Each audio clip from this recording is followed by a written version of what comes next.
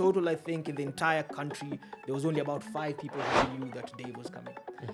There was a lot of scrutiny. There was a lot of me being followed by like authorities. It was a whole thing. Yeah. We did not anticipate the tickets would sell out that quickly. There's been lots of rumors flying around like, oh, I gave tickets to my friends. My own brother didn't attend the show. He didn't buy tickets.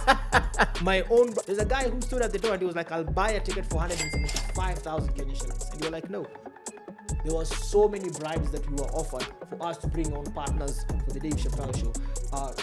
From government officials, from county governments, from ministries, from brands. What's the largest bribe that was 4 offered? million shillings. 4 million shillings. 4 million shillings. I was carjacked and kidnapped at 3 o'clock in the afternoon. 3 p.m. and Kidnapped. Yes. And then they took me to a quarry in Kangemi. And they were like, you need to undress. A week after I've been like messed up by these guys, at some point these guys are like, oh, listen, Eric, there's another guy who's interested in the property. We're going to sell it to him because your money's coming in too slow. I'm like, no, listen, I have 17 million right now. Please. I'll get you the rest for it to get 21 million. Proper con. Gone. Nothing, like gone. Yeah. Went home and then I was just depressed. Like there's Hey everybody, happy holidays from Financially Incorrect. As usual, this podcast is proudly brought to you by FX Pesa. And if you'd like to spice up your financial journey, looking to how you're going to make more money in 2025, be sure to check out all the links in the description box. You can learn about trading via any of these links. You will understand how you can create a demo account, understand how to trade before you can actually do it live. If you're in Uganda or Tanzania, you can do any of these classes live at any of their physical locations where the FX Pesa education centers are. And like I've said, from everybody here at FX Pesa, happy holidays. We have a fantastic holiday cheer money story that we're going to bring to you. And I have none other than he's a creator, he's a director, a voice actor, a producer, stand-up comic, a chef, a woodworker, a writer, a goose farmer, and a trophy husband. Eric Lu Savali, welcome to the podcast. Thank you very much, bro. How are you doing? Are you well? I am well. You have a lot of titles. I do have a lot of titles. Yeah. That's basically like a man who describes he's jobless. That's basically at the end of the day. Yeah. You know how you ask someone, what do you do? It's like, God, man, you know, neither here nor there. Yeah. If I was asking you to judge based on the ad read I've just done, if you were to judge my voice acting skills on a scale of 1 to 10, how bad was it? No, I actually think it's quite good. Yeah. I feel a bit threatened. But also the roles that I tend to do tend to want a more quirky person. I think you're more cool, laid back. So I don't think you'd get I'm not threatened in any way in terms of like the things that I do. Yeah. I think more subtle people like Junior Nyong'o should be more threatened. I think we did a TV show with him a while back. I think it's called Trendy. It's the first animated TV series by Showmax. He was the lead on that. I was playing some minor role, of course. But then, but you're fine. I'm okay. That's the first time anyone I think has referred to me as cool. I'll be sure to show this to my daughters because they definitely please do don't think that I am in any way, sort of form. Take all credit, bro. Like at this point in time, take all credit. All right. Yeah. I'm starting with my questions as left field as possible. Let's go. What do you think is the greatest secret in the world? I think the greatest secret in the world, is if time is money, then it means time is cost. Yes. Explain. We've I think, and being on a podcast called Financially Appropriate, I don't know if I should be saying this, but I think the idea of value has been associated so much with money as opposed to the things that money can give you access to. So a lot of people equate success to money when in effect the things that money might be able to bring are what then we should be associating with success. So financial security means that you have shelter, you have good health, you can eat good food, you have basically your people who can be taken care of in case of anything. I think that is what, for me, wealth is. So that's the biggest secret. Yeah. Okay. According to me, That's an interesting one. Yeah. I'll ruminate a bit more on it and then I'll give you my real response. Tell me about Dave Chappelle. I think this year you were able to have Dave Chappelle perform in Nairobi for the first time. Yeah. You guys made about 2.1 million in like 30 minutes? Or 18 minutes, I think. 18 minutes? Yeah, I think they were thereabouts. I think it's a bit more, but yeah. yeah. Anyway, based on my poor calculations, based off of what I saw with the space. But anyway, so tell me about that interaction. How did it even happen? I think we had been trying to get into... So when I started stand-up comedy, this is years ago, I wrote in my joke book, I wrote, the very first thing I wrote was like, in 1978, the greatest comedian of the previous generation, Richard Pryor, came to Nairobi, but he never got to perform in Nairobi. Would it not be amazing if the greatest comedian of our generation would come to Nairobi, but then perform here? That's the first thing I ever wrote in my joke book. And then I started writing the jokes and stuff. But as we were doing that, as we started Punchline Comedy Club and we started basically trying to like grow and everything, the dream was always there to try and get Dave to perform in Nairobi. So I sent out emails, DMs, just calls and everything, but nothing ever came back because it's huge. And who are you DMing? You're DMing him? All comedians. He's not very much on social media. I think I sent everyone who was within any degree of separation with him. I sent his wife Elaine message, like every single person I could think of. Yeah. Management, anything, like, but then nothing ever came back. And then this year, there's things I can talk about, and there's things I'll not be able to talk about. Yes, but because this, of an NDA, there's an NDA in things, place. right. But then I can just say at some point one night in April, May, I'm getting ready for bed, and I get a call. He goes, "Yo, how you doing?" I'm like, "Yeah, I'm cool." And he's like, "Yo, listen, we're coming to Nairobi. This and this and that, this and this and that. Can we play the Vineyard?" And I'm like, "What? Vineyard?" Is like, "Yeah, my people get in touch, whatever." So I thought someone was pranking me, and I was like, who was on the phone? Dave was on the phone. And I'm like, someone's pranking me. And then so wait, he says when he calls you, they say, "Hey, this is Dave." No, he didn't even say he just starts talking. It's just like, "Yo, is this Eric?" I'm like, "Yeah," and whatever. So then his people get in touch and they're like, "Yo, Dave wants to come, he wants to play the Vineyard." And I'm like, what is this Vineyard you keep on talking about? And so now as we're talking, this is how thorough his people are. They start sending me basically pictures and details about us and about like basically 2 grapes where we do. That's what they were calling the Vineyard, about what we do. And it's not like recent stuff. It's basically stuff from way back when we were starting out. When we didn't have a canopy, the floor was grass, it used to get muddy. We used to have tents that looked like we were at a Kikuyu wedding. No offense to Kikuyu weddings, but all of that. And they were just like, "Yeah, we want to play this." And we were like, "That's going to be a nightmare." And they were like, "We want something small, we want something intimate." And we kept pushing, and eventually, like, his people are very reasonable. They were like, "Okay, let's set something up like that can make your organization a bit easier." And a lot of people, like, there's been a lot of, I think this is the first time I'm actually speaking about this on any platform. But there's been a lot of speculation about, "Oh, this was impromptu." No, those people don't do anything impromptu. We had loads of time. We had to get trained on what to expect. We had to get trained on basically what to set up. We had to get trained on basically bagging and tagging the phones. We had to get those pouches, especially flown in from America, have their people come in and train for that.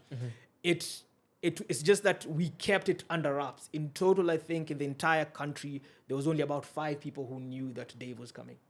And then he came. But it's just brilliant. Came, we had an amazing show. Like, Dave is just one of the most down-to-earth people I've ever met. Like, he's so humble and so human. Finished the show, and he goes on stage and he says, "Yo, Eric, we want to run this back. We need to run this back. We need to pay you back. So you need to come to Ohio and do the thing." And I thought, that's just him being nice. And then afterwards, like, his people like, "Yo, listen, we want the details and everything. You need to come to Ohio." So he was going to Rwanda and then Senegal. And so I'm still getting calls, like Paul is like, "Yo, listen, Eric, like, this and this is happening, this and this is happening. We're coordinating on this and this date. We're landing on this date. You need to be there on this." So I thought it was still whatever. And then he was serious. He was like, "Yo, when are you coming?" I'm like, yeah. So I fly in, go to Ohio, go to his club, hang out with him. Like, it's just one of the most I think, special moments of my life. Yeah. Yeah. And this year, I tell people this year is my year because this year I basically became a father. Yeah. Congratulations. Yeah, thank you. Congratulations. Yeah, this is my very first child that I know of. Okay, that I've accepted. No. Yeah, so there's that and there's Dave. And people ask me, like, of these two things. Yeah. Like, and honestly, speaking as a parent, Dave Chappelle, Dave Chappelle is all the way here. I can have another baby, man, but when do you get to hang out with Dave? But yeah, so that's it. Yeah. Very chill, got to hang out, always talking to his people, trying to coordinate a few things. I think I'm actually flying out tomorrow. Okay. I'm trying to make sure, again, we're able to sit down and just compare notes and talk and whatever. But it's like, I think he's the most human person I know, because even just checking in, like sometimes it's just checking in. It's like, yo, how are you doing? How's things going? How's the baby? How's the wife? So like you're now like on friend. I think, yeah, like acquaintances. And it's I think it's one of those things where you don't really believe it's, even right now, most times I'm like, is this really happening? Does this person knows me? This is the greatest comedian. It's a person like, you're like, does this person knows me? Like his best friends, like everything, like the whole thing, like his wife, his kids, like basically he's introduced us. Like, it's just amazing that someone can be that open and kind. Yeah. It's a real blessing, to be honest. Yeah. So I mean, from the moment you knew he was coming to when he comes, how long does it actually take? I cannot say. Oh, that's part of even some of what I've said. I don't think I should say. I'm really sorry if I'm saying something I shouldn't. But like, there was enough. There was more than enough time for us to get all the licenses, all the booking, get all the security, all the support, get everything in order. I don't know if you saw pictures, but we branded the stage entirely. I built an entire stool that basically he was sitting on and performing for. He signed it after the show. So we did have enough time. We had more than enough time to do what we needed. Did he do it for money? No, he didn't do it. Dave, I don't think at this point in time, Dave does things for money. He does things for the love of what he does. Yeah. So I'm assuming you probably can't talk about how much. I cannot talk about the financial side of that. Any side of those things. But I would say I think that was incredible. Maybe the last question I'll ask you on that is, did you know that the tickets would sell out that quickly? We did not anticipate the tickets would sell out that quickly. In fact, like some of the people who were in the know were like really panicking. They were like, is it going to be enough time for us to release this? Because it was 7,000, right? Yes, so 7,000 shillings. Per ticket, yeah. And this is how you know Dave is like real. Him and his people asked, how much do you usually charge for tickets for your shows? And we told them, and they were like, how much do you want to charge for this show? And we said, we want to charge max $50. And they're like, yeah, that's cool. We want this to be accessible to people. We want this to be accessible to everyone. Yeah. So basically, that was a decision that we basically made very consciously because we didn't want to price it so high that it excluded people who are comedy lovers. Yeah. And also, we didn't want to make like, we have VIP tickets or we have saved tickets. There's been lots of rumors flying around like, I gave tickets to my friends. I literally have 3 friends. My own son is not even my friend. He looks at me like I'm poor. So, like, we just opened up the tickets. We didn't anticipate those tickets selling out that quickly. Yeah. But it was a good thing for them to sell out that quickly. Yeah, because, I mean, I remember seeing the Instagram post. And in between, because, and I guess I don't have to say this, one of my friends, John Allen, is a huge Dave Chappelle fan. So I remember he saw it, he told me about it, and in between trying to figure out whether it was a prank true or not, they were done. Yep, I think it's really like a leap of faith. A lot of people, what we've done over the years is like as a brand, we've basically we've tried to set the standards really high, and we've tried to basically keep it going. So there are a lot of people who don't even look at our lineups. As long as they see a Punchline Comedy Club logo, they're like, this is legit, let's go. Yeah. So we have lots of people who are just genuine fans, who follow the page, who like whatever, who are like, if it's a prank, it's a Punchline prank, it's fine. Yeah. But a lot of people, I had people who are comedians calling me to ask if it was true. Yeah. So yeah, I also those were the toughest. I think those were the toughest days of my year because my phone was just crazy. Yeah, it's a whole. I think I might sit down with like at some point and talk about like the nitty gritties of what putting it together, but also the type of pressure that came with because with they say with success there also comes a lot of hate. Yeah, there's a lot that came with. There was a lot of scrutiny. There was a lot of me being followed by like authorities. It was a whole thing. Yeah. Okay. Yeah. That's like that's another whole other podcast in Yeah. itself. Yeah, But yeah. For what it's worth, I mean, congratulations. Thank That was you. amazing. It's teamwork. There's a lot of people behind the scenes that Grace, Selector OCS, Sandy, people like Shiru Mwangi, Greg Wahome. There's so many people behind the scenes who made Gregory Kiwo. Like there's so many people who made that happen. Yeah. So unfortunately, I'm the face of what that looks like, but I always say there's a huge team behind that actually drives everything. Yeah. Yeah. Okay. Yeah. Maybe just one other question. Did you eventually find out how he called you or how he got up to call you? They've literally, and like he said this, his people say this, Paul said this, Sina said this. They were like, we've been watching you. Yeah, they're like, we've been watching you for a long time. From the DMs and the incessant.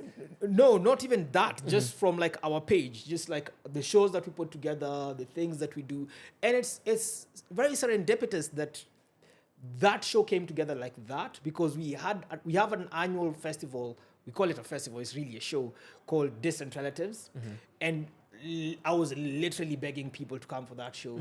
Same venue, same everything. I think in total about 112 people showed up over 2 days. It was just me begging people. And even that, they knew. They were like, yeah, we know. We know how difficult it is for you to put money behind something and people not to show up. So we know.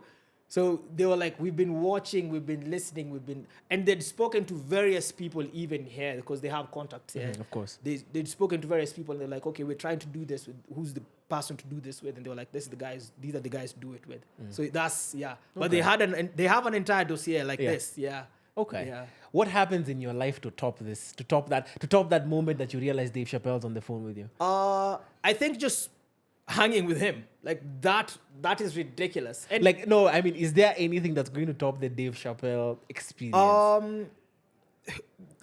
I'll be very honest. Yeah. Like, the thing that topped the Dave Chappelle experience for me was being able to be with Dave in his hometown and for him to, because I'm sure he meets lots of people, for him to remember, for him to sit, for him to basically grab his wife's hand and rush her over to me and his kids and whatever.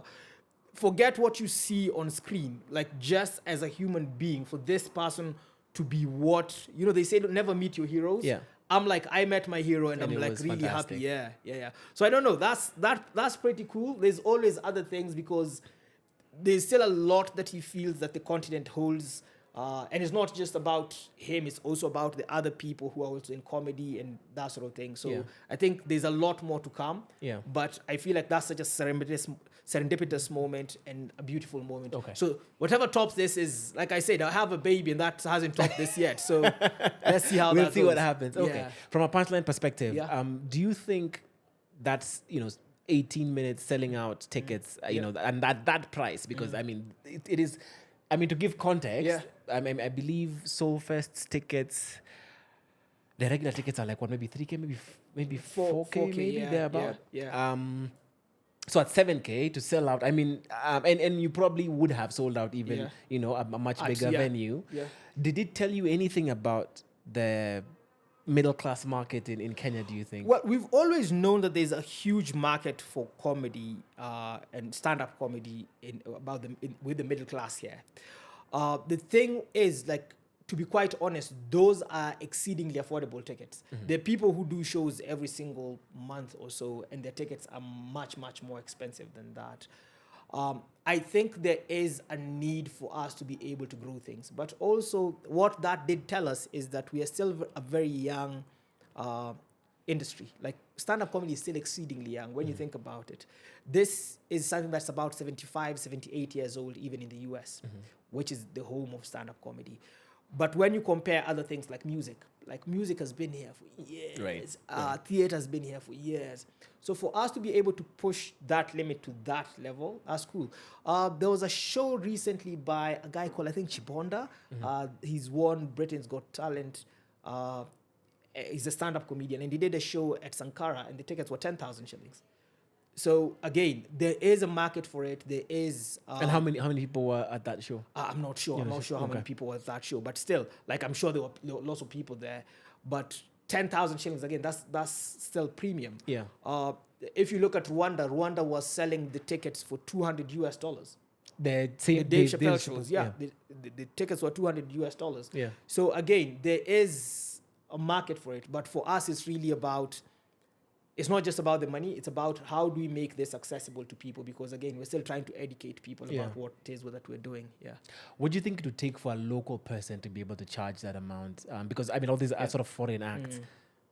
I think we're getting there. We are slowly building the momentum. When you think about it, years ago, if you told someone to buy a local musician's tickets at 4,000 shillings, they'd tell you no. You look at something like Sauti Soul, they usually have like the exclusive dinner thing. And those they are have like 20,000.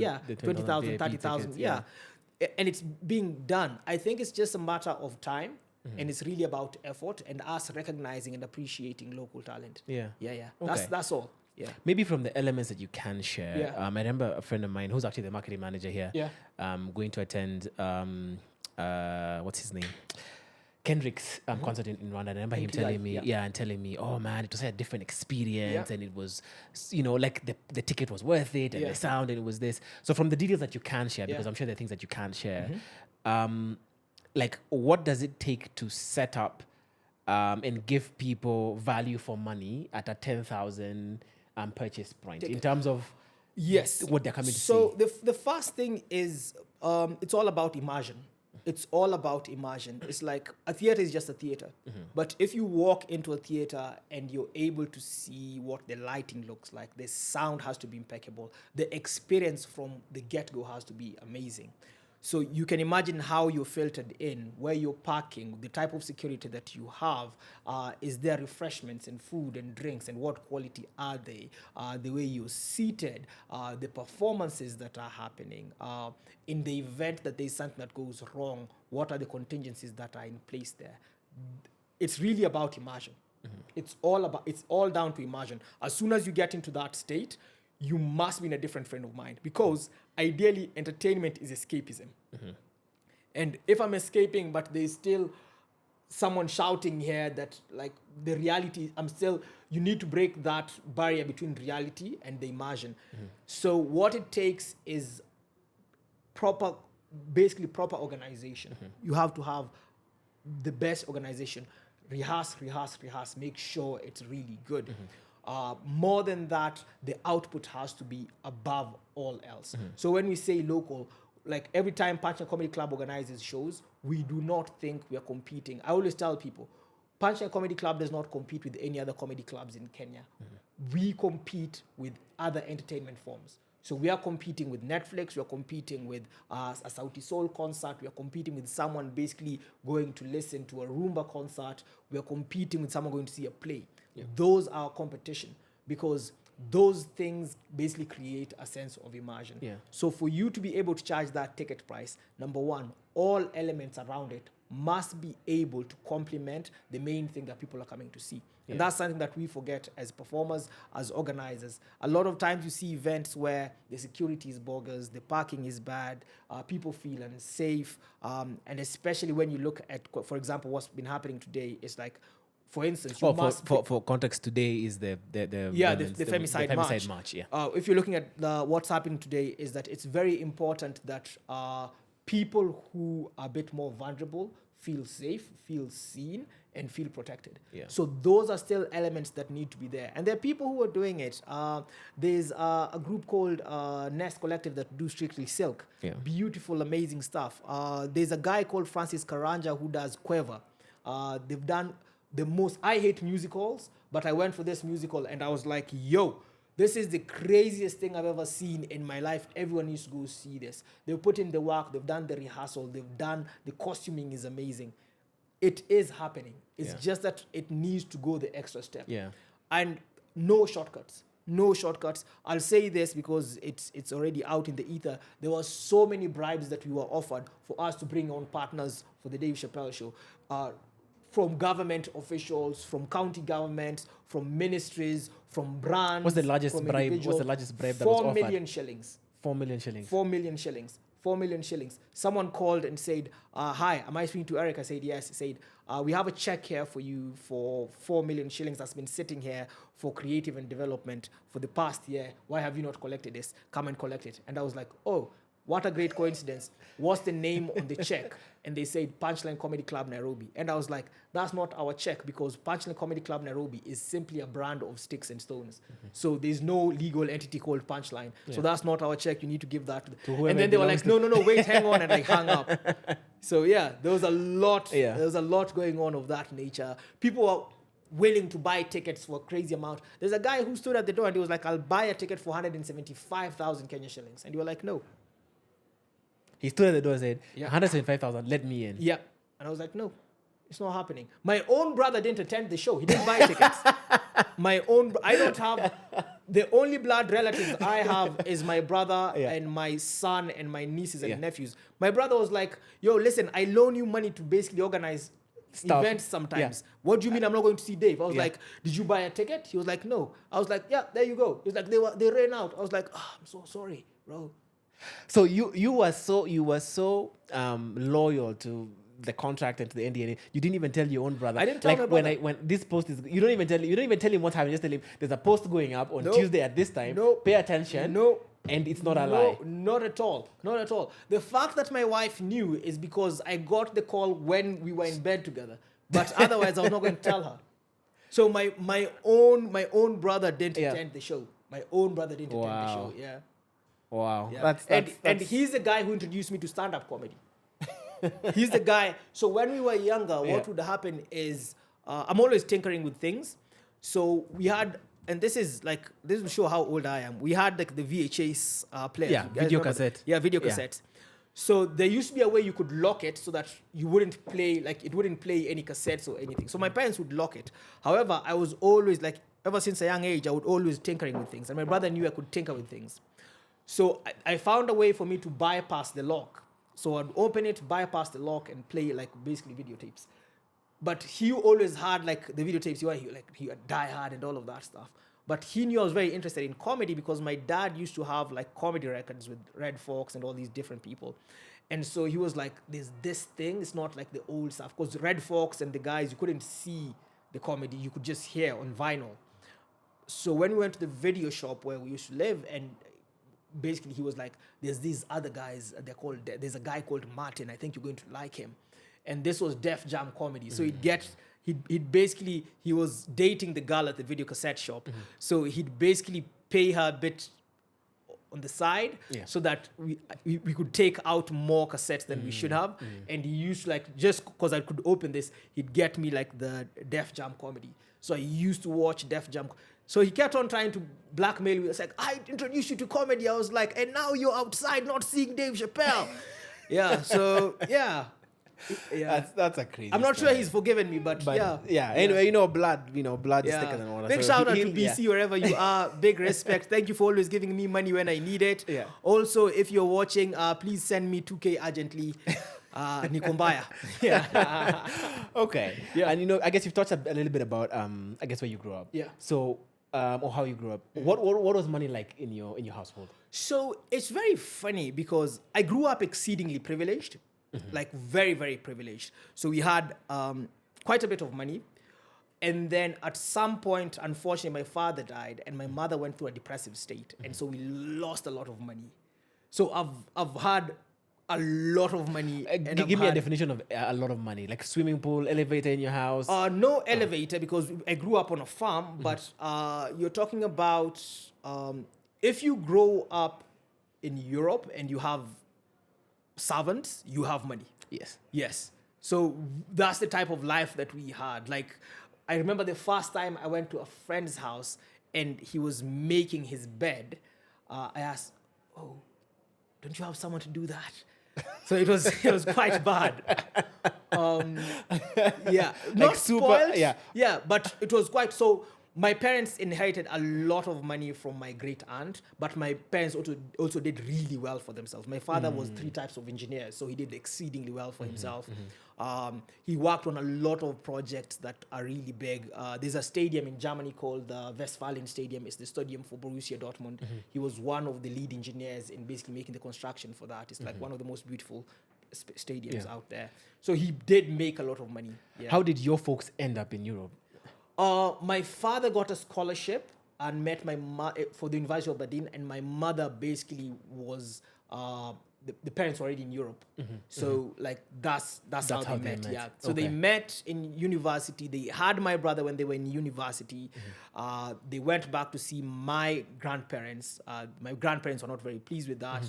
They kicked them out. Where were your grandparents at the time? My grandparents were in a place called Wicklow in Northern Ireland, in Ireland. And then, so they went to live with my great aunt who lived in Northern Ireland. So this is the one who eventually gave them... Who gave my, yeah. Right. She and my grandfather, so my mom's father, had an ongoing rivalry and differences. So just to spite her brother one last time, she left all the money to my father, who my grandfather hated. Yeah. Okay, that's an interesting. That's like a whole interesting web, right? Okay, so you grew up very, very privileged. I grew up exceedingly privileged. Yeah. So that was very interesting. But at around 12, my father died, and so again, my mother went through a depressive state. Yeah. And so there was a lot of decisions that she was making that were very financially unsound. So we lost a lot of money. Do you know what any of those decisions were, for example? Yeah, she was dating people who were literally there for the money. She was basically taking loans that were not sustainable or necessary because she already had a lot of money.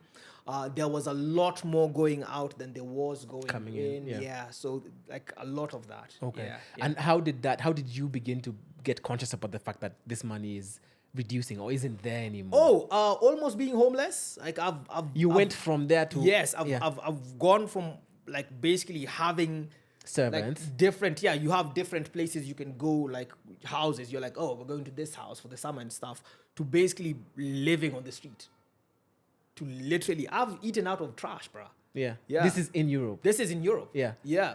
Before we continue with this money story, allow me to talk to you about one of our sponsors for today's video, and that is Loop. And I bet if you're anything like me, there's always room for better financial discipline. And Loop is a partner to be able to help you get there. Using their standing order features, you can automate payments for your bills. That's electricity, water, internet, all of these utilities that you use on a weekly, daily basis that would allow you to be able to be better disciplined, to make sure you're not spending money that you don't need to be spending, and that you can have your next month covered. Loop is a perfect partner to help you achieve better financial discipline. So whether you're saving for a trip, whether you're buying a gadget, whatever the case is, you can set up all these separate goals on the Loop app and save actively towards them. And so why wait? Loop it and become a better financially disciplined person. So how do you reconcile, or at the time, how did you reconcile that life of saying you're eating out of trash, having multiple houses? I think it was just... It's one of those very difficult things because it sort of messes up with you. But also, I'm very grateful for my brother. My brother is about 10 years older than me. I told you, like, my parents met while in university. So they basically had my brother before they got married. And that scared them so much. They didn't have any intercourse until like almost 10 years later. My brother is 9 years, 11 months, 24 days older than I am. Yeah. So my brother really tried. He was like, listen, this is where we are right now. And this is the reality that we are facing right now. And so there's two ways. You can either die or you can basically thrive. So you have to do what is necessary for you to do. How did your mom make peace with it? I don't think she ever did. Up until she died, I don't think she ever really did make peace with that. I think over the years is when I've recognized what was going on.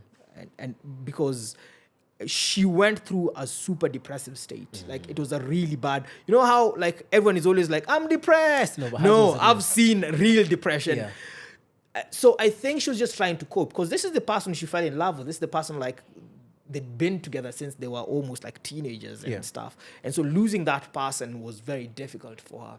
So I think she was just trying to cope in her own way. very unhealthily, but she was trying to cope.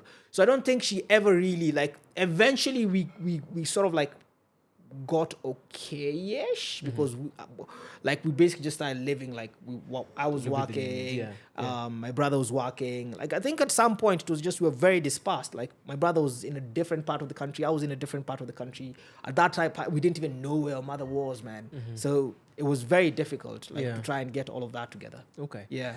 I mean that must be. I can't. I have lots of trauma, guys. Don't worry. You guys think I'm funny because I'm talented? No, this is all trauma, bro.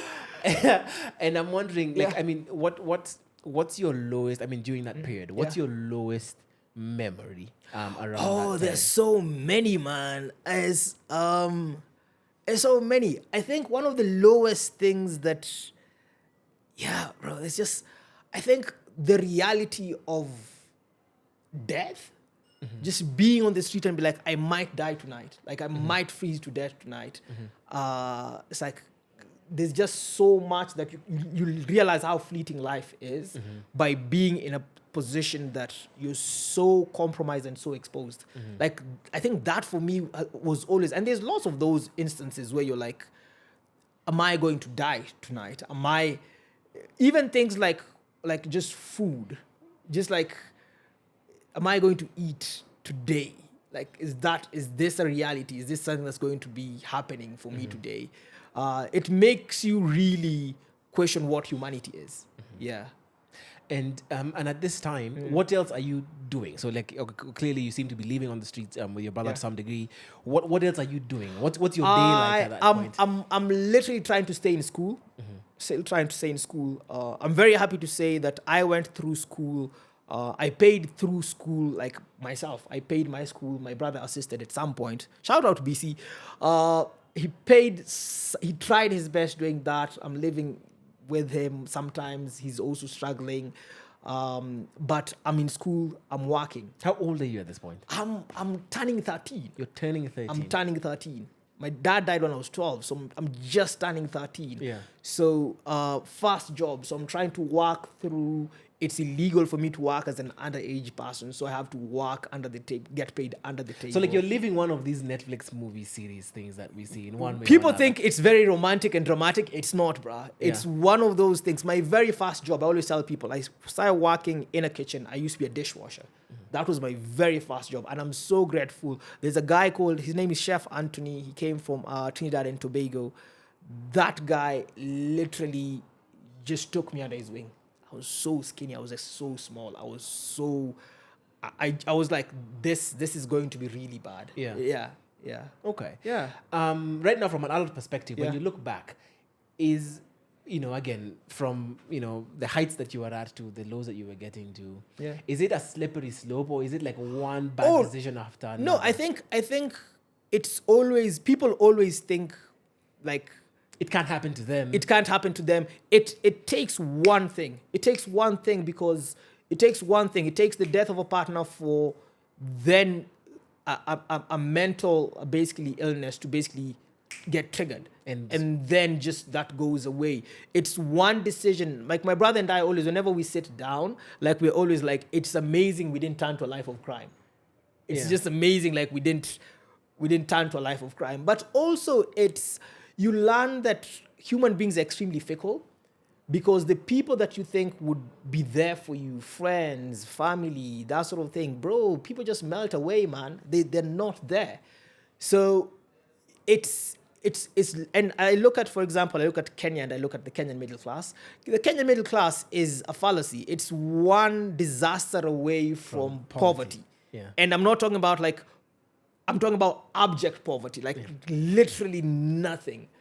So it's always, I say we need to understand how fortunate we are as whichever position we are in, because it takes one thing. It just takes one. It's one afternoon you come home and they're like, oh, your dad's dead. And that's when everything changes immediately. Completely. Yeah. Gosh. Okay. Yeah. That's a good lesson. So what happens next? I mean, what's the next phase of your life? I assume you get through school. I get through school. So one of the other lows of my life, this was an interesting day. I did quite okay in school. But then I didn't go for my graduation ceremony.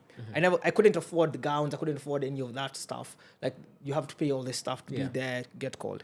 So I'm working at my third job. But this time I'm a bit older. I'm working at my third job, and this guy with his family come in. And they came from the same school we were in. And whatever says, oh, you see that dude over there? This is now what I think. I don't know if he said this. Like, that dude is in the same school, and this guy just graduated magna cum laude. And the dad calls me over because I'm serving at that point. I'm a waiter at this point. Calls me over and says, oh, my son says you graduated magna cum laude. Like, did you have a party? I was like, no. And he was like, okay, cool. Like, why don't you have a slice of his cake? And they cut a slice for me, and they give it to me on a plate. And I go to the back of the restaurant. I give it to basically one of the chefs. There's not the chef that I know. There's some other place. And they put it for me in the fridge. And then during my break, I go outside. I sit next to the trash. And I couldn't eat. It was just the most... I felt like trash. I just felt like shit, bro. So I just took that and I threw it in the trash, and then I went back to work. And you're like, forget. I was just like, life is so unfair. Yeah. So, I graduate. I'm very fortunate. I started dating this girl who basically just changed the whole trajectory of my life. I was still dating at that particular time, and she's just trying to push me to go into different spaces, and she's talking to different people.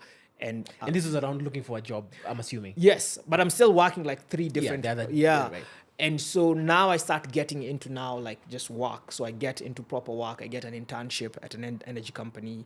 I start basically working. I start getting some sort of money and stuff. And it starts basically getting better. So Okay. Yeah. So essentially that's the sort of trajectory. That's when things begin to things sort of change for a bit. Yeah. But in hindsight, it looks like it went very quickly, but it took quite a while.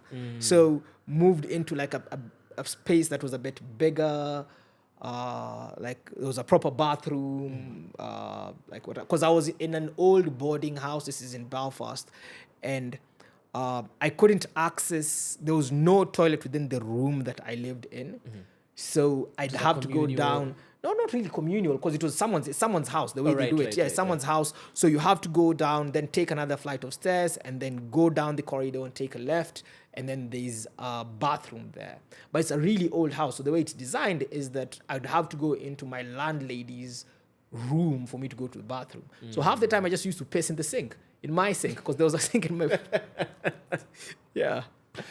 Gosh, crazy. Okay. So it's a lot. So this is now... So you start working, you move into town. What do you start doing immediately? You start getting money now. Well, I guess what you're calling real money. So lucky enough is I'm basically in the energy field, and I start making actual money.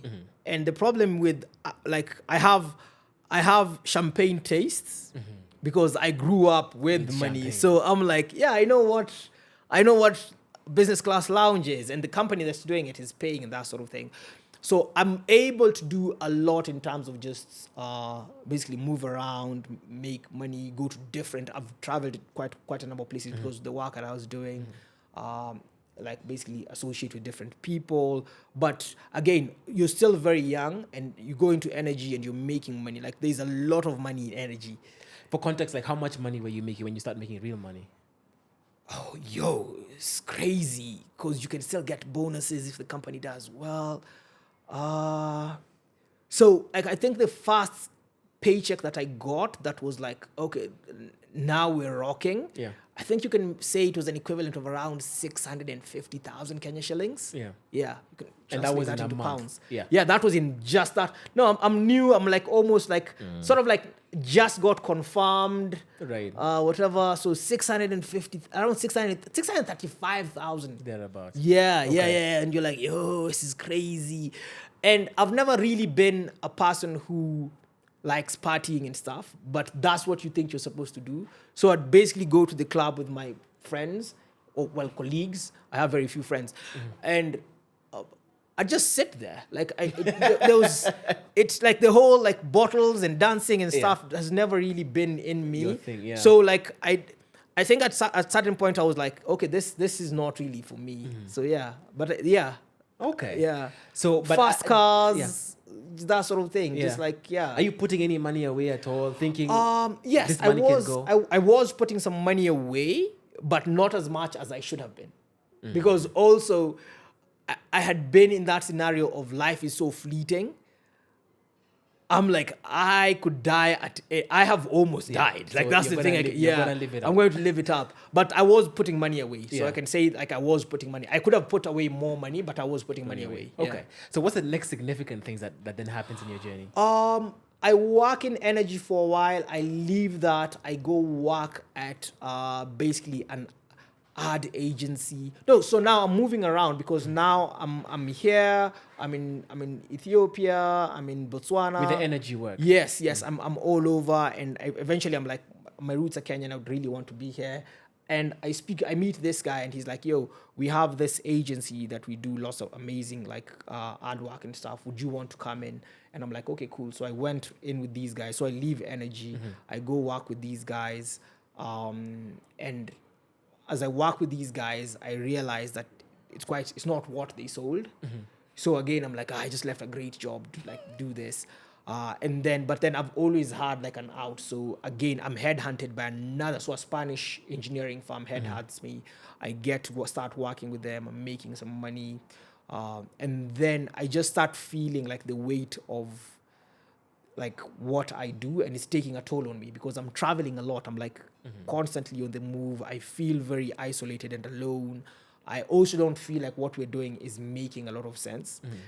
So then I meet a lady at the conference for fast ladies, and she's like, "Yo, I work for this development company, like development organization. Would you be interested?" I'm like, "Okay, cool." So I go work with them for a bit, but then again, I don't really see the impact that we're supposed to be having. And at that point, this is around 2010, 2011. I'm just like, okay, cool. Like, I don't want to do this anymore. So I quit and I go. I'd met a guy here and we started a business together. So there was 3 of us. The first guy I knew I'd met at the ad agency. The other guy we had just met, he was still in university. We started a business together. It's called Sticks and Stones. After a couple of years, the first guy I met at the ad agency, he leaves because it was not making a lot of money. We were hemorrhaging money because when we first started, we made some money. And then the other guy, we were together until 2020. And he's just like, yeah, this is not for me. 2020 was a rough year. So he's just like, we just quit. Yeah. So when you come here in 2010. 2010, yes. Yeah. What's your money situation like at that point? I think I'm still okay. Yeah. I'm very much okay. I'm living in Karen. You're paying rent? No, I'm not paying rent because my father had basically, like, even despite us having grown up there, we always came over and stuff. So he'd made investments here. So we did have a house in Karen. So I was living in my mother's house. Okay. So I was okay. I was okay. Yeah. Okay. Yeah. Tell me about, because I guess before the podcast started, we talked about the house that you tried to purchase. Yes. Where you I was scammed. You were scammed. Yes. Nairobi welcomed me. Process, How soon does that happen with you moving here? It actually happens. So 2 things happened within the space of 2 weeks that were extremely traumatic. The first one is just up the road here. I was carjacked and kidnapped at 3 o'clock in the afternoon. 3 p.m. and kidnapped. Yes. So what happened? I was going to see a friend of mine. He owned a restaurant at the end of Raptor Road because I love cooking. I've always been whatever. So I was always like whatever. So as I'm driving, I'm joining from, there's one of the roads. It's not really Church Road, the one before that. As I'm joining, all the cars are just swooshing by. But then this old beat up car comes and just flashes me so I can join. So I join the road. As soon as I join, these guys very quickly overtake and stop in front of me. And I'm like, oh, what's going on here? And then 2 guys jump out, and I'm still not registering what's happening. So I roll down my window. To be like, hey. And I'm like, are you guys okay? Because I was like, oh, these are the nice guys who let me in when everyone was. Then this guy's taking something out of his pocket. Yeah. So I think, oh, is he asking for directions? But then it's a gun. He hits me here so hard. You know the thing for the seat? Yeah. It snaps back. Wow. Then as I basically raise my head, Yeah. I can see 3-4 guys rushing from the car to come to this guy. This guy is in the whatever. So we start driving around, and these guys are just taking me to ATMs and taking money out. Took me up here. There's Absa. Like at that time it was Barclays. Took money out of there. We went to ABC, and I'm bleeding. So I remember we were driving around, and one of the security guards was like, "What's going on here?" Because these guys were holding me like this. As I'm taking money because I'm bleeding. Do you know how much you're taking out? Oh, bro, I'm taking out the maximum. Every single space, I'm taking out the maximum amount of time, amount money that it can. Yeah. So one of the security guards, I remember I think it was at ABC because where the Java is, there used to be it's now I think an NCBA or something, but it used to be a Barclay ATM. One of the security guards walks up and is like, "What the hell is going on here? This looks extremely suspicious." And these guys are holding me with the gun and everything, sorry. And the guy is like, "Oh, this is our friend. He was just in an accident. So we're taking money to take him to hospital. And this guy was like, okay. And then he walked away, and then he came back, and he said, "That doesn't make any sense. Like, if this guy is, why don't you leave him in the car? Take, like, his card, take the money and whatever." And they're like, "Oh, no, you see, like, whatever." And I could see they convinced him, but you could see there was doubt in his eyes. Yeah. So they did that. It was a whole thing. Took out all the money that they could, reached the limit. They took my laptops, my phones, everything. And then they took me to a quarry in Kangemi. And they were like, "You need to undress." Took off all my clothes. And there's an argument between two of the guys. One of the guys like, "This guy is far too calm. This guy is far too calm. We need to finish this guy." And the other guy is like, "No, we've taken all the money." So there's an argument. And right now, they took me at 3. So we've been going around just taking money. We went all over the place. So as they're arguing, it's almost 6. Dusk is coming in. There's a lorry that's coming to dump trash in the quarry. And as they're arguing... Why did they tell you to undress? Because this guy's wanting to shoot me. Okay. So as they're doing that, the lorry flashes basically like it's because it's dusk. So the lights basically flash to where we are. And all of these guys basically run and jump into the car. And this guy who was like, "We need to shoot this guy," he kept on trying to shoot me as he was doing this. Shooting running at you? Yes. And I'm completely naked, and they tied my hands behind my back. I'm still bleeding because this guy was a horrible guy. He kept on hitting me. He was sitting at the back. He kept on hitting me. Because I was like, "Yo, guys, like, you have like whatever cool. you... I'm cooperating. He's the guy who was like, "Take off all his clothes, man." Like, so you're running with your hands. My hands are bound. So I basically fell because they'd taken off my shoes, everything. So when I get up, these guys are driving off and they've been gunshots. And the guys with the trash lorry, you know how old those lorries are? Bro, those things are fast. Yeah. Because these guys just stand the whole and so I'm running towards them, nothing. So now I'm really disoriented and I'm really dehydrated and I'd been bleeding because I don't know if you can see, there's a cut on one of my eyes. Yeah. And my nose was also bleeding. So I'm like, I might have a concussion. So the main thing is I can't pass out. If I pass out, I die. So I start walking and then I realize I'm walking in the wrong direction. And it's really late and it's the quarry. There's no one there. So I start walking in the opposite direction. As I walk in the opposite direction, I keep on walking. I don't know how long I was walking for. I get close to the edge of the slum and there's a woman who's outside. She's trying to cook. There's 3 stones. There's firewood. There's a woman who sees me and screams and rushes into her house. And the tallest guy I've ever seen, his name is Julius. We're still friends up until this point. The tallest guy I've ever seen comes out with a machete. Because I don't know what the wife... And I was just like, I've been kidnapped. And at that time, I think I passed out because I think he basically took me. So the next thing I wake up, they're basically like cleaning my wounds and everything. And this guy took one of his trousers and tied it on. Tied it here and gave me a huge... This guy is tall. Julius is like 6'3", 6'4". He's tall. He's like super tall. Huge guy. Tied a huge trousers here on my chest. Gave me a huge shot and took me. He literally carried me. And he's like, you were going to see your friends. Like, yeah, do you know where the place is? I was like, yeah, it's end of Raptor Road. He took me there. We took a matatu. This guy still has his machete in his whatever. Yeah. He came, we went to the bus stop at Kangemi. He stopped a matatu and said, we are going now. Yeah.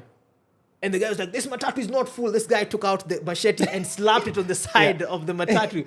And the Makanga was like, yeah, we're going. Yeah. So we get in, we go to the end of Raptor Road. We walk down St. Michael's. Like, we walk to Safaricom Center, walk down to St. Michael's Road. He takes me to my friend's restaurant, and he's like, this, you know this guy? And the guy was like, yeah. He's like, this guy has been kidnapped.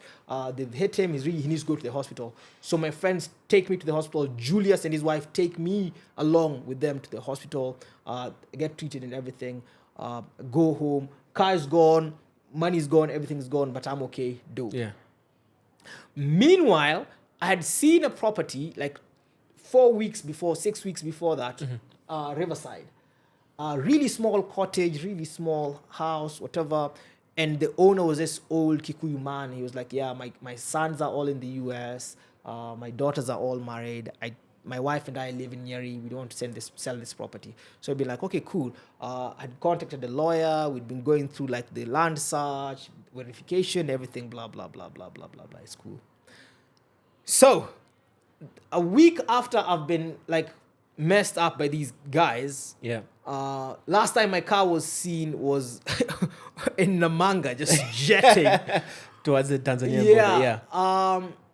I'm like, okay, let's finalize this. And they're like, oh, you need to wire the money, blah, blah, blah, blah, blah, blah. So I'm like, my bank is giving me issues because they're like, we can't wire this much money without you getting approval from CBK. This is a lot of money to basically go through the account. Yeah. So I have to basically wire the money from the UK and get it here, and then get some of that money, like, give it to these guys. So we're wiring money, like, back and forth. So at some point, these guys are like, oh, listen, Eric, there's another guy who's interested in the property. We're going to sell it to him because your money is coming in too slow. Because I'd been basically getting the money all together so that I'd have everything. And I'm like, no, listen, I have 17 million right now. Please, please, please, please, please, please. I'll get you the rest for you to get 21 million. These guys are like, yeah, but you see, there's this other guy. I'm like, no, listen. Take this 17 million. I'm begging you, take this 17 million. They're like, okay, fine. We'll take it. The old man is like, he's an old man with his wife, like old Kikuyu man. Him and his wife, they're like, okay, fine. Because you remind us of our son, blah, blah, blah. Yeah. So red flags everywhere. I'm not seeing that. Bruh. So wire the money, everything, get that sorted out. And then I'm like, okay, I need to speak to the lawyer so that the paperwork is done, everything is drafted and whatnot, because the other trunket of the money is about to come in and stuff. So at some point, I'm like, I should go see my property. I already paid a deposit. Yeah. I get there, and the security guard is different. But he looks at me and he's like, oh, okay, fine. We'll just let this guy in. So he lets me in. And I go there, and there's this Indian dude. And I'm like, how are you doing? He's like, I'm cool. Like, how are you doing? So I'm like, cool. I'm like, what's up? And he's like, what's up? I'm like, what are you doing here? He's like, live here? I'm like, oh, I didn't know there was a tenant. It was empty. Like the last time it was furnished and everything. It's like, what do you mean it was empty? And I'm like, yeah, I bought this. This guy's bought what? I'm like, this house. And this guy's like, don't be ridiculous. I'm not selling. Then you know that punch that you feel when you're like, oh, oh, can I cuss? Oh, I've been hard. Yeah. And I just felt like this immense heat all over I'm like, yo. So I start calling. I'm calling the lawyer, and like the phone is ringing, it's not going through. I'm calling the old, like, I'm trying everything. And the guy was like, you need to sit down. So I'm like, fuck, it's so now the whole So you had been at the house before, yes, and it was empty. We'd done the house tour. It was furnished, but it was empty. Yeah, like there was nobody. Yeah, there was a caretaker, there was a guy cutting the grass, there was all of that. They knew the old man. I'm telling you, it's an old man. I'm talking about someone in his like late 60s. Wow. Proper con. Gone. Nothing, like filing, whatever, nothing, bro. Like nothing. Gone. Yeah. I went home and then I was just depressed. Like And the girl I was seeing at that time, I think women have always rescued me. The girl I was seeing at that time, she was like, yo, listen, you can lay here and die, or you can get up and live. Yeah. That's what. And at the time, it was really cruel. She was really cool. And then when my mom died, she turned out to be horrible. But that's another story. But she was like, yeah, you can lay here and die, or you can live. Like it's happened. That's it. So how do you first of all, how much money had you come into Kenya with? Because you sounds like you had made quite a bit of money, and you were super liquid. I had made a lot of money. Yeah, I had made a lot of money. Yeah. I was still... Because you were carjacked, and then there's a house. And, yeah. No, because the car was whatever, we'd taken, like, you know, like you have a maximum amount of money. 30K, like, 40K, whatever. Like I think it's 80, 100K. Like you can take that out. So it wasn't a lot, because it's like about 5-6 different ATMs. Yeah. But it was like... the amount of money I'd come with, I wouldn't say the amount of money I'd come with to Kenya. I'd say the amount of money I was operating with. Yeah. So let's just say I'd wired around 17 million. Like for that, I still had a bit more money because I could still afford to do the transaction straight up without me needing a loan or whatever. I still had money. Yeah. Okay. Yeah. So how do you then recover from that? Do you involve police? Do you... Or is it just like, do you... I was very unwell for a very long time. But like I say... After that. Yeah, this girl I was seeing, her name is Lorraine. Like, Lorraine was just like, yo, listen, we can walk through this. It's money. You're okay. It's happened. Like, there's nothing you can do, literally. And the lawyers couldn't trace them. The lawyers couldn't find them. The lawyers were fake. The lawyers were fake. You didn't have lawyers on your side. I did have lawyers on my side, but I didn't know lawyers here. So I had basically just gone, looked at, okay, fine, where can I find a lawyer? This and this. Spoken to some people. They were like, oh yeah, you can this and this. It's legit. Went to their office. What did your lawyers say? Or they did like a basic search, a basic whatever. Yes, it was all basic. Yeah. It was all basic. But I'll tell you this, the scams, especially land scam, housing scams, those things are elaborate. Yeah. It is the biggest... It is elaborate. Like everyone has a finger in the pie. Yeah. It's the biggest thing. So it's possible that even these your lawyers they might have been in on the game. Yeah. Yeah. Oh gosh. Yeah. That's yeah. But let me tell you, people in this Nairobi disappear. You wake up, they were there, the offices are clean, there's nothing. Yeah. Yeah. Gosh, I think we've had someone else who told us a story about them being scammed in a similar way. Oh yeah, it's just that not enough people here can admit it, but a lot of people have been scammed. Yeah, a lot of people have been scammed. Okay, yeah. I mean, but does that 17 million? Does it take a huge tranche of what it takes? Bro, 17 million is still a lot of money, man. Yeah. Like, it takes a huge tranche of what I'd had. Because this is all straight up money. It's not like, it's not a loan, it's not whatever, it's just money. It's actual liquid cash. It takes a huge chunk out of the money that I'd basically put on the side. Yeah. For yourself. Huge chunk. When I started my business also, it took a huge chunk of what I'd done because the guys I'd started with, basically they put in sweat equity. I was basically mostly bankrolling it. So yeah. Okay. Yeah. So how do you end up then with, I guess, Punchline as it is right now? So basically the company that owns Punchline is called Sticks and Stones. That's the company we had started. So we do lots of strategy, PR, communications, marketing, design, human-centered thinking, rapid prototyping, merchandising, that sort of thing. One of the things we've always said at Sticks and Stones is when we were starting, we didn't know what we wanted, but we knew exactly what we did not want. And one of the things that we really believe in is that you can make money without cheating people, but also doing what you love. And so everyone at Sticks and Stones, previous, now, future, current, everything, we always support any creative endeavor that you have. Sticks and Stones, people like to call it an agency, but it's not really an agency. It's a creative collective because we do agency work, but by creatives. It's all people creatives. So like we have people who are filmmakers, illustrators, like screen printers, rapid prototypers, sketch artists, like strategists, that sort of thing. But we are all literally artists at heart. And every single person, if you have a passion, you pursue it to the maximum of it. So for example, if you've been to our comedy shows, our DJ, Selector OCS, he's an audio engineer. He was like, I want to start producing music. we basically invested money in a studio. We built a studio for him. He was recording lots of music. He still does lots of DJing tracks. Grace Adhiambo is our producer. She's a filmmaker. We're always like, okay, we have all the filmmaking kit. And so for me, my passion was stand-up comedy. Yeah. And I'd stumbled into it. And the challenge was I'm very much a creature of structure. And when I'd basically started stand-up comedy, I started in the US. And when I came here and there were people they were already pioneers here, but the way they were doing it, there was a lot of lack of structure. Yeah. So at some point I was just like, I don't think I can breathe here. So what I want to do is I want us to start like a comedy club that would basically have a lot of structure. We'd be able to have a lot of equality, equity within that space. So that's how we ended up there. So Punchline Comedy Club is owned by Sticks and Stones. It's a brand of Sticks and Stones. And it's really a loss leader. Yeah. For us. Yeah.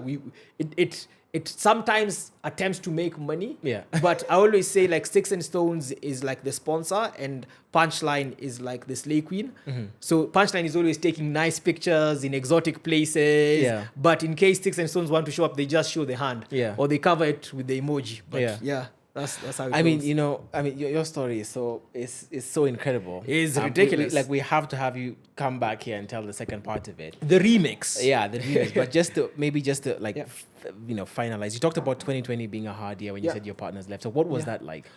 It was very difficult because that was my Financially, best friend, number one. Forget financially. That was my best friend. We were not making any money at that point in time. The pandemic was there. The way he left was very acrimonious as well because it was not like an amicable separation. We had to get arbitration for that, get him basically like sorted out so that he would basically exit. Again, that was very difficult in terms of just finances because we had put in a lot of money. There's a lot of projects. I think we were talking about a project that up until now we're still unpaid for. Yeah. That had happened in 2019. So that was very difficult financially. And I think I always say just like surround yourself with people who are resilient and strong and just kind, because the team members at Sticks and Stones were like really kind. Alice, Franco, Grace came along later on, but Humphrey, like selector OCS Onyach was there. I think my wife, basically, she's been amazing. She was still my girlfriend at that time, so she's been amazing. In just making sure that like you put your head up and you still go. But it was very difficult. That much I'll tell you. Yeah. Okay. Yeah. Well, like I've said, we definitely have to have you come so that we can hear. So we've had the first half, literally up until when you come to Kenya. Yeah. Because there's only one other person who we've done this with, and that's Jules, where we had her story up to a certain point. Yeah. And so we have to have you come back so we can do the second half. 2025, New Year. There's way more. I think there's just a lot that has happened in my life. I like to tell people, like, if I died right now, I'm quite happy because I've lived like 3 different lifetimes. Yeah. But yeah, it's there's a lot. There's a lot that has happened, but I'm very grateful for where I am right now. That's the thing. Yeah. All right. Yeah. So we will have you back. We'll finish the second part. For this time, we'll finish this here for the part 1 of this interview, which was amazing, incredible, just a million. I don't even have like the full words to describe it, but yeah, traumatic. Trauma is what you're looking at. Trauma-led, yeah. Trauma-led, and thank you so much for sharing what you've shared with us. You're more than welcome, bro. This is really dope. I think just podcasts that are able to speak about money from a different perspective are always like really cool. So I think this more people should watch this. I think more people should be able to speak about money from a more human perspective because we have commodified money so much. Yeah, that's true. Yeah. Anyway, from us here at Financially Incorrect, a Merry Christmas and Happy Holidays. I hope you guys have a fantastic day, and we will see you guys next Friday on the next episode of Financially Incorrect.